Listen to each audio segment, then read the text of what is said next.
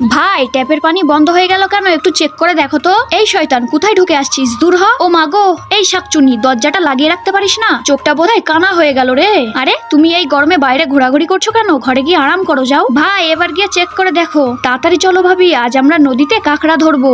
এই গরমে নদীর ঠান্ডা পানি বেশ ভালোই লাগছে। দেখো, কাঁকড়াগুলো পাথরের নিচে লুকিয়ে আছে। এই দেখো লিনা, আমিও একটা ধরে ফেলেছি। আমিও আর একটা ধরেছি। সব কাঁকড়া পাথরের নিচে লুকিয়ে রয়েছে। বন্ধুরা, আল্লাহকে ভালোবাসলে লাইক করো, আর যদি শয়তানকে ঘৃণা করো তাহলে চ্যানেলটা সাবস্ক্রাইব করো। হঠাৎ করে ট্যাপের পানি আসা বন্ধ হয়ে গেল কেন? কিছুই তো বুঝতে পারছি না। পানির পাইপলাইনটা নষ্ট হয়ে যায়নি তো? গিয়ে দেখে আসি। আরে আজব তো, পানির লাইনটাকেও শয়তানি করে বন্ধ করে দিয়েছে। গরমে ঠান্ডা পানিতে কাঁকড়া ধরতে বেশ মজাই লাগছে। ওই তো আরেকটা।